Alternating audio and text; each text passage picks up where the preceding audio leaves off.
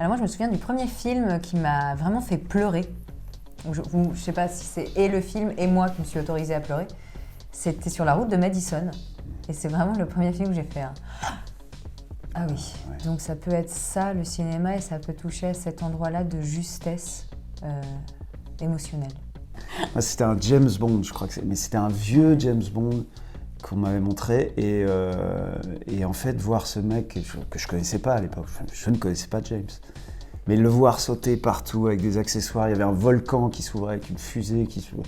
Enfin voilà, je me disais, mais le monde est incroyable en fait. Je pensais que tout ça était possible. Donc ouais, ça a été ça. Donc un truc assez enfantin en fait. Non, moi j'ai ça avec Indiana Jones. Ah ouais, aussi. Donc, alors moi, tous les films avec Louis de Funès et Bourvil, parce que je pense que c'est rattaché à de l'enfance. Et donc la première fois que j'ai découvert La Grande Vadrouille ou Le Cornio, c'est des films où maintenant, quand je les vois passer, ça me fait plaisir. Ouais.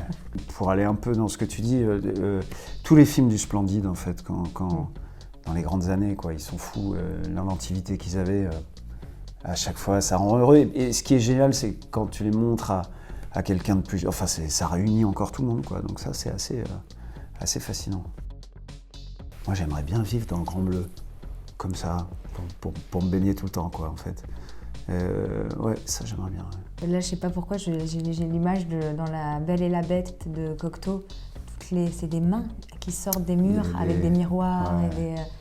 Où ça, c'était un film où je m'étais dit, oh, parce que j'étais petite pour le coup quand je l'ai vu. Je m'étais dit, mais c'est incroyable, c'est si beau. Et donc ouais, lui dans cette espèce de noir et blanc lumineux qu'il a. Ouais. Moi, il y a un film français que j'ai adoré récemment, qui est L'Innocent, de Louis Garrel, que j'ai trouvé... Je partage son avis. Ah ouais, fantastique, quoi, les acteurs, la réalisation de Louis, tout ça, j'ai trouvé ça brillant, quoi. J'ai adoré, je suis pas le seul, je crois. Moi aussi, j'ai beaucoup aimé. Et sans filtre. Ah ouais, moi, j'ai trouvé ça génial, en fait, tout simplement. Ouais, la partie dans le bateau est folle. Toute la première partie, je l'ai trouvée exceptionnelle. Woody Harrelson. Les acteurs, même la première scène, entre ce couple-là de jeunes... Ouais, les influenceurs, là. Ouais, génial. Babylone, Damien Chazelle. Ah ouais. Ça a l'air complètement dément. Moi, les films de Tarantino, je pourrais les revoir. Beaucoup, mais pareil, c'est relié à de l'enfance. C'était un plaisir, dès qu'il y en avait un nouveau qui sortait, de se dire oh, vas-y, il y a un nouveau Tarantino, on va au cinéma. Et hop, tu grandis avec ça.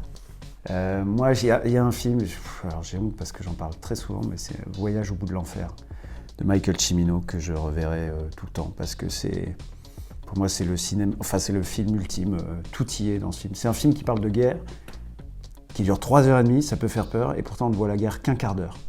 Et pourtant on est comme ça, happé par les acteurs, Meryl Streep, De Niro, Christopher Walken, John Cazale, c'est fou. Déjà rien que le casting est dingue. Donc ça en est limité, ouais.